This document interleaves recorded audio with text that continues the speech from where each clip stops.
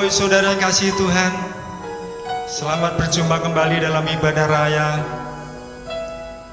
Pada saat sore hari ini, kita persiapkan hati jiwa roh kita.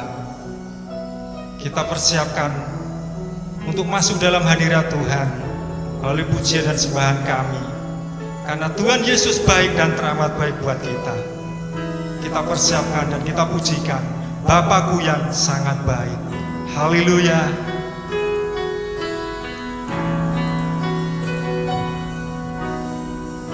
Bapakku yang baik, Kau sangat ku cinta, lebih dari segalanya di dalam hidupku. Bapakku yang baik, Engkau yang ku perlu, lebih dari segalanya. Kasih-Mu bagiku tak pernah berakhir, kasih setiamu selalu nyata dalam hidupku. Tak pernah berhenti berharap padamu, Yesusku, Kau segalanya. Kita masuk dalam hadirat Tuhan. Pujikan Bapakku yang sangat baik. Haleluya. Oh, Bapakku yang baik, Kau sangat ku cinta, lebih dari segalanya di dalam hidupku. Bapakku yang baik, Engkau yang ku perlu, lebih dari segalanya. Kasih-Mu bagiku tak pernah berakhir, kasih setiamu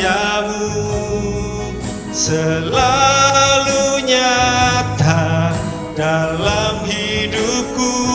Tak pernah berhenti berharap padamu, Yesusku, Kau segalanya. Yesusku, Kau segalanya.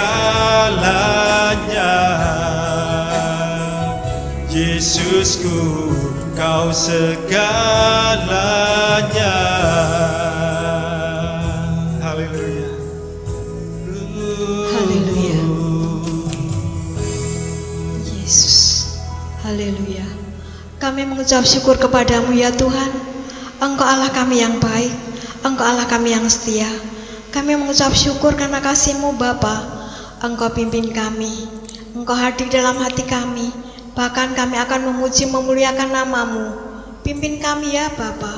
Beri kami sukacita untuk dapat bersyukur, memuji memuliakan nama-Mu. Bapa, ibadah kami dari awal sampai akhir Bapa yang memimpinnya. Kami menyerahkan semua ke dalam tangan-Mu Tuhan. Hanya di dalam nama Tuhan Yesus kami berdoa dan mengucap syukur. Amin.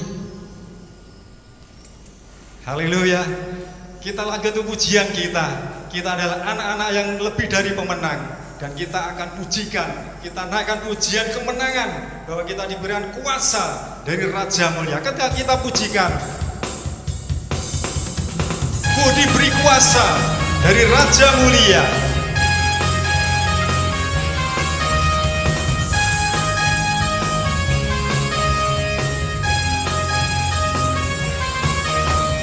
Ku diberi kuasa dari Raja Mulia, menaklukkan musuh di bawah kakiku. Ku pakai kuasa dari Raja Mulia. Bila Allah ada bersamaku, siapa jadi lawanku? Hei, sungguh besar Kau Tuhanku, Engkau perisai hidupku. Ku berdiri dengan iman, iman dalam Yesus Tuhan.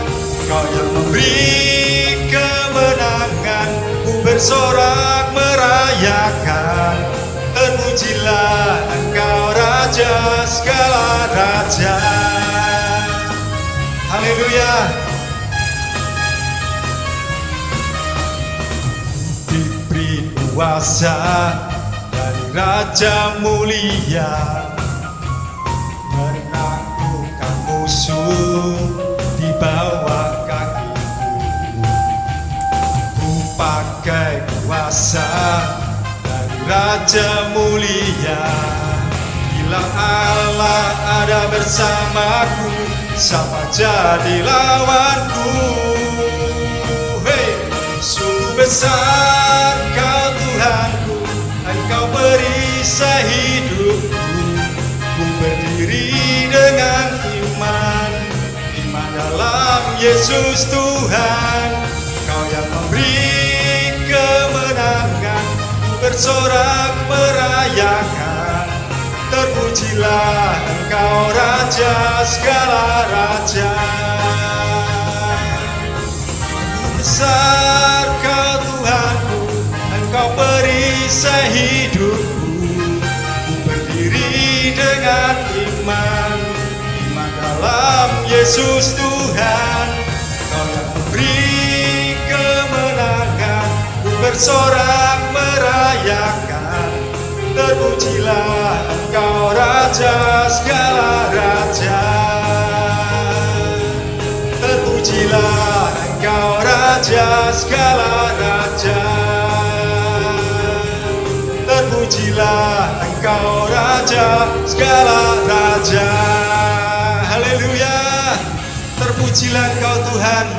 Haleluya. Haleluya. Kita sudah diberikan kemenangan oleh Tuhan. Kita sudah diberikan keberanian untuk menghampiri tahta kerajaan Tuhan melalui ujian malam hari ini.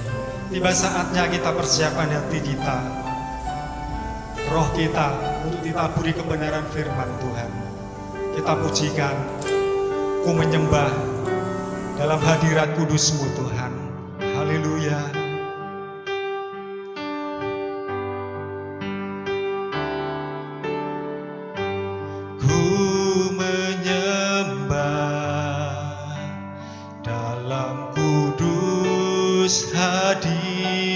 Hadirat-Mu, hampiri tahta kasih karunia-Mu Bapa.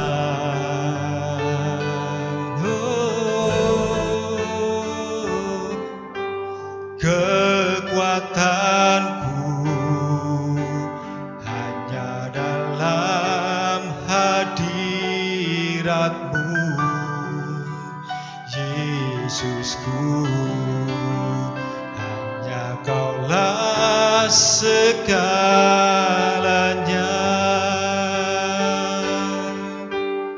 Oh, ku yakin Kau hadir di sini.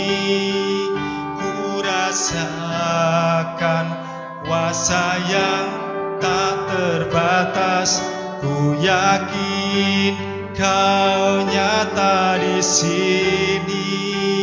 Kemenangan terjadi di sini.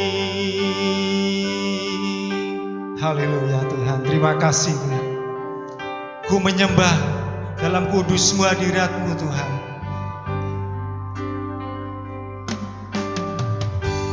Ku menyembah dalam kudus hadirat-Mu. Hadiri mata kasih karunia-Mu Bapa.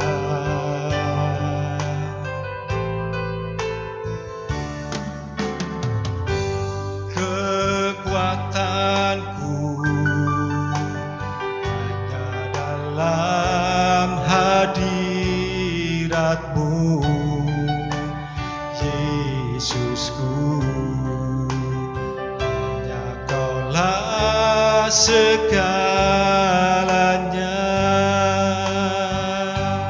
Ku yakin Kau hadir di sini. Ku rasakan kuasa yang tak terbatas. Ku yakin Kau nyata di sini. Kemenangan terjadi di sini. Kesembuhan terjadi di sini. Pemulihan terjadi di sini. Haleluya. Terima kasih Tuhan. Terima kasih atas kebaikan-Mu Yesus. Haleluya. Haleluya. Syukur Tuhan. Shalom, jemaat yang dikasihi Allah. Hari ini kita akan masuk dalam belajar bersama. Kita akan pendalaman Alkitab yang hari ini sudah sampai pada Yohanes 5. Dan di dalam Yohanes 5 ini kita akan awali dengan belajar dari Bethesda. Nah, sebelum itu mari kita tunduk kepala, kita akan berdoa. Bapa, kami mengucap syukur. Hari ini kita berkumpul bersama, kita konsentrasi di rumah kita masing-masing untuk belajar tentang Bethesda. Maka Tuhan, kirim kuasa Roh-Mu yang kudus, sehingga kami dapat konsentrasi yang penuh, kami dapat belajar firman-Mu, kami mendapatkan pelajaran dari Engkau yang akan kami terapkan di dalam kehidupan kami masing-masing. Terima kasih Bapa, dalam nama Tuhan kami Yesus Kristus, Juru Selamat dan Penebus kami yang hidup, kami naikkan doa kami. Yang percaya katakan, amin. Bethesda. Arti dari kata Bethesda yaitu rumah kemurahan atau rumah anugerah. Tetapi di dalam bahasa Ibrani, Bethesda itu memiliki arti malu atau memalukan.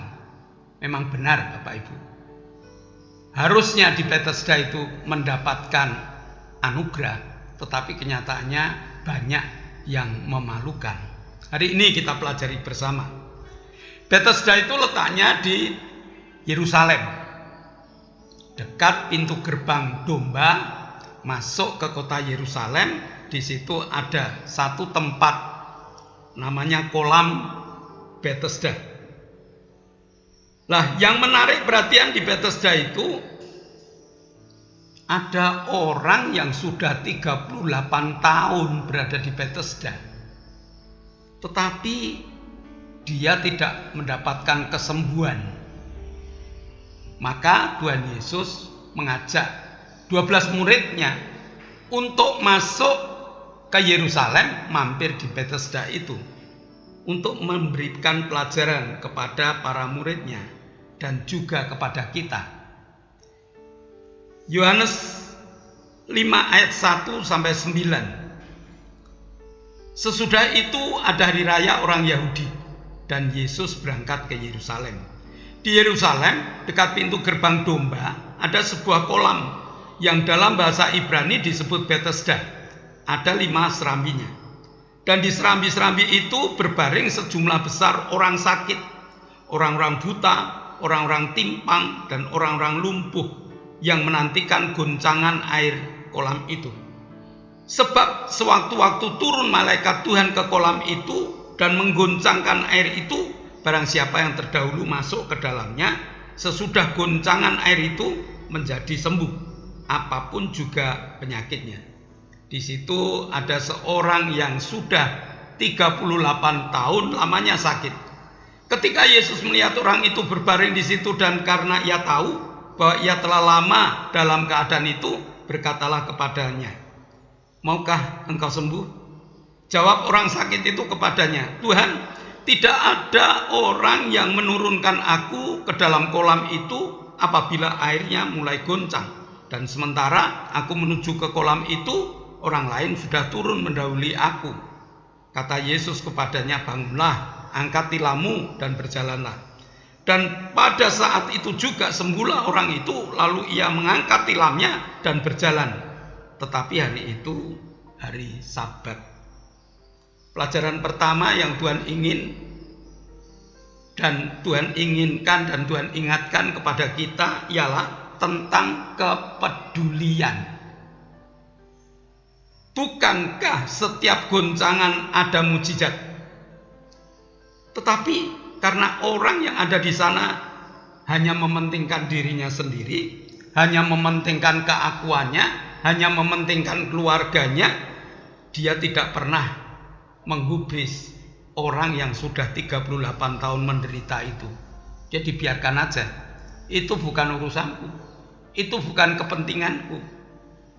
Nah, bagaimana dengan kita?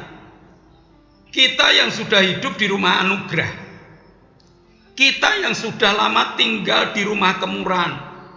Apakah kita juga masih tertutup dengan mereka yang hidup dalam kesakitan, dalam kesengsaraan, dalam kekurangan, dalam ketidaktahuan? Apakah kita juga masih seperti itu? Kalau iya seperti itu, Bethesda-nya bukan rumah anugerah, tetapi memalukan. Nah, Bethesda dapat jadi rumah memalukan karena ada 38 tahun sudah bergereja, berjemaat, tidak tahu siapa Yesus. Dia bisa nyanyi, bahkan mungkin dia aktif, tetapi dia tidak tahu siapa Yesus.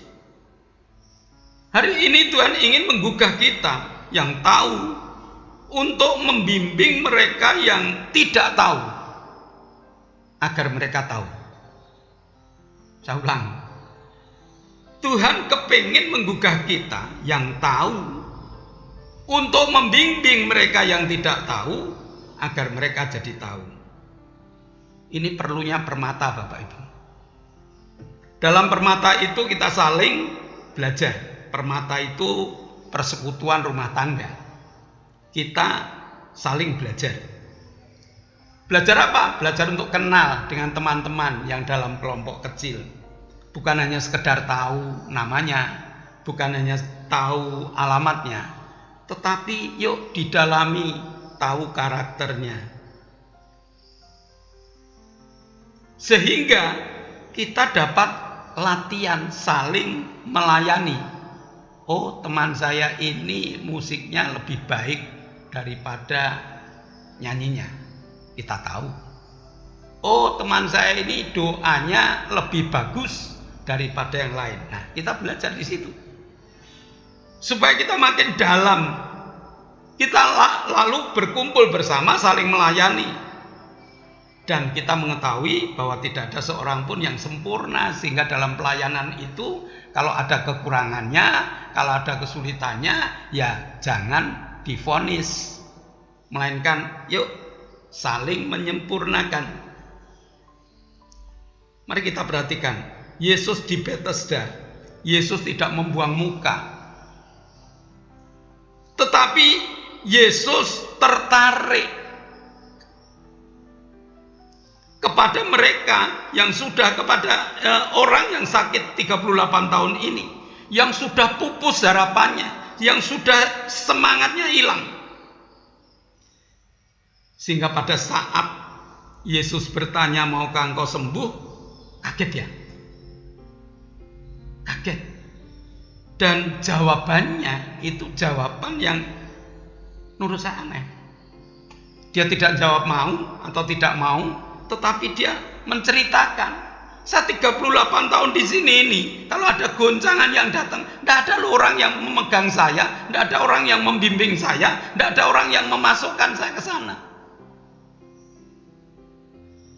Orang ini belum tahu bahwa Yesus itu punya kuasa yang luar biasa. Dan di sini Tuhan menunjukkan kepada kita, tuaian banyak, tetapi pekerjanya sangat sedikit. Di luar gereja itu masih banyak orang yang belum mengenal siapa Yesus. Mereka hidup dalam kelumpuhannya, mereka hidup dalam kebutaannya, mereka hidup dalam ketimpangannya. Nah, kita yang tahu siapa Yesus harusnya memberi tawaran kepada mereka. Kita harus memberikan tawaran menjawab kebutuhan mereka. Kenapa? Karena kita di gereja, kita bisa memupuk iman kita dengan Tuhan adalah gembalaku. Memupuk iman kita, jangan kamu khawatir. Memupuk iman kita, Allahku kan mencukupi. Sedangkan di luar gereja masih banyak orang yang hidup dalam kegelapan, tidak tahu apa yang harus diperbuatnya. Ini yang ditunjukkan kepada kita. Jemaat masih banyak yang masa bodoh. Jemaat tidak berani menerangi hidup mereka, padahal kita punya terang, tapi tidak berani menerangi mereka. Jemaat tidak punya kepedulian. Jangan khawatir, kalau kita memperhatikan, bukan artinya kita harus keluar uang, bukan. Kalau kita memperhatikan mereka, apakah kita kehilangan sebagian berkat kita? Enggak. Pengertian ini pengertian yang salah. Ya, Tuhan ingin waktu kita. Tuhan ingin tenaga kita. Tuhan ingin kita memperhatikan mereka. Mereka tidak tahu bahwa di dalam Yesus ada kesembuhan. Mereka tidak tahu bahwa di dalam Yesus ada harapan baru. Di dalam Yesus ada kekuatan. Bahkan di dalam Yesus ada keselamatan. Mereka tidak tahu. Nah, kita yang tahu harus menawarkan kepada mereka. Apa yang diperhatikan Yesus pada orang lumpuh itu? Bangunlah, angkatlah tilammu, dan berjalanlah. Ajaib, orang yang sudah 38 tahun lumpuh itu nanggapi perintahnya Yesus. Dia tidak mikir, saya 38 tahun itu tidak berdiri, apakah saya bisa berdiri atau tidak. Tidak mikir. Begitu Yesus mengatakan bangun, angkat tempat tidurmu, langsung dia bangkit, mengangkat tempat tidurnya dan berjalan. Mujizat harusnya membangunkan iman dan penyerahan diri. Karena ternyata kuasa Allah melebihi dari akal pikiran manusia. Kuasa Allah melebihi dari pengalaman manusia. Tetapi apa yang seringkali terjadi setelah orang dapat mujizat? Orang tersebut mengangkat tempat tidurnya tanpa menoleh, berjalan meninggalkan Yesus tanpa mengucapkan terima kasih, apalagi menyerahkan diri. Terima kasih aja enggak. Mungkin kita dapat mengatakan orang itu belum kenal Tuhan, sehingga mereka tidak berterima kasih pada Tuhan, apalagi untuk menyerahkan diri pada Tuhan. Pemikiran ini sebenarnya benar, tetapi ada juga orang Kristen yang menerima mujizat, tidak berterima kasih pada Tuhan, apalagi menyerahkan diri untuk melayani. Tidak sama sekali. Tuhan mengajak muridnya ke Bethesda, bukan hanya sekedar nonton mujizat, tetapi Tuhan ingin agar para muridnya belajar dengan kejadian Bethesda. Pelajaran yang pertama adalah pelajaran kepedulian. Tuhan ingin menggugah kepedulian kita di saat COVID-19 ini. Banyak yang dapat kita lakukan. Banyak yang membutuhkan kepedulian kita. Mari kita digugah oleh Tuhan. Di COVID-19 ini lingkungan kita banyak ketakutan. Kita punya Tuhan. Kita tidak jarak Bapak Ibu. Tetapi kita punya Tuhan. Mereka bingung melihat kita memiliki ketenangan hidup. Kita memiliki damai sejahtera. Walaupun sama dengan mereka sebenarnya. Tetapi ada damai dalam hidup kita. Perlu kita berikan pada orang lain. Peduli kepada mereka. Pelajaran kedua, Tuhan ingin agar kita memperkenalkan Yesus kepada teman kita yang hanya pokoknya ibadah tanpa mengenal istimewanya Yesus. Dan Permata, persekutuan doa rumah tangga merupakan sekolah untuk memperkenalkan Yesus lebih dalam lagi.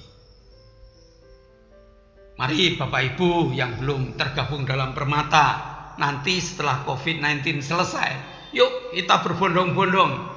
Kita daerah mana? Permata 1, Permata 2, Permata 3, atau Permata 4. Yuk kita mulai kumpul bersama.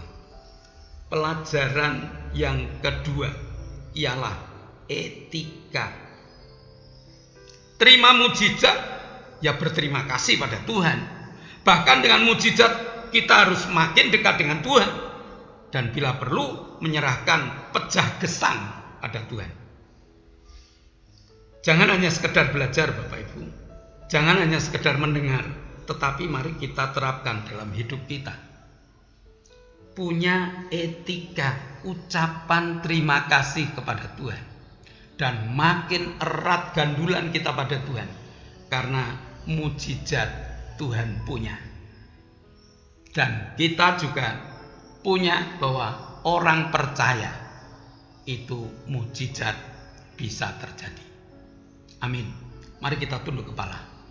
Bapa, kami mengucap syukur kok Allah yang baik yang hari ini mengingatkan kepada kami tentang pelajaran Bethesda.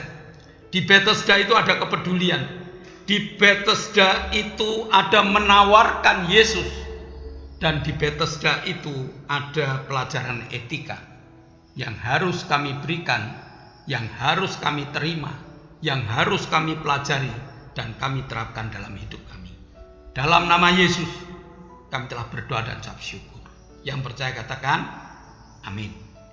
Jangan lupa Bapak Ibu, kalau memang besok minggu depan tanggal 10 masih ada batasan belum boleh bergereja, kita akan tetap ibadah di rumah kita masing-masing mulai jam 8. Siap ya? Mulai jam 8 kita akan berada di rumah, berkumpul keluarga, kita akan bersama-sama beribadah. Dan doakan ya, pokok doa yang pertama adalah bangsa dan negara kita. Pokok doa yang kedua adalah jemaat yang sampai sebulan ini tidak pernah ketemu. Kita doakan, kita saling mendoakan. Dan kita berdoa untuk kehidupan kita masing-masing. Mari kita tunduk kepala, kita akan berdoa. Bapak, pada sore hari ini kami berdoa untuk bangsa dan negara kami yang masih dicekam dengan COVID-19. Biar pemimpin bangsa kami, yaitu Presiden kami, Bapak Jokowi, dapat memberikan instruksi yang menenangkan hati masyarakat, yang dapat menenangkan hati rakyat. Dan instruksi Bapak Jokowi ini akan dilanjutkan oleh para menteri, akan dilanjutkan oleh para gubernur, akan dilanjutkan oleh para bupati wali kota, akan dilanjutkan oleh Bapak Camat, Bapak Lurah, Bapak RW dan Bapak RT. Sehingga instruksi ini tidak menjadi hoax di tengah perjalanan, melainkan instruksi ini adalah instruksi yang sangat hebat. Kalau kami disiplin bersama dengan bangsa dan negara kami taat, maka COVID-19 akan segera berlalu. Terima kasih Bapak, berikan hikmat kebijaksanaan kepada para pemimpin bangsa negara kami, sehingga mereka dapat memberikan ketenangan kepada rakyat Indonesia. Kami juga berdoa Tuhan untuk ibadah kami, Tuhan berkati. Makin hari makin sempurnakan, makin hari makin tambah alat yang dapat kami gunakan, sehingga kami dapat memberikan pelayanan kepada jemaat dengan penuh sukacita. Kau berkati anak-anak-Mu Tuhan yang ikut menggarap acara-acara ini. Engkau berkati mereka Tuhan dengan kesabaran, dengan kemurahan, dengan kekuatan, dengan hikmat pemberian-Mu, sehingga mereka, pelayanan mereka tidak akan sia-sia. Kau berkati jemaat-Mu yang sakit Tuhan sembuhkan, yang susah Tuhan hiburkan, yang kurang Tuhan cukupi, yang bermasalah angkat masalah mereka, sehingga mereka dapat memuliakan Engkau dan menikmati berkat-berkat-Mu.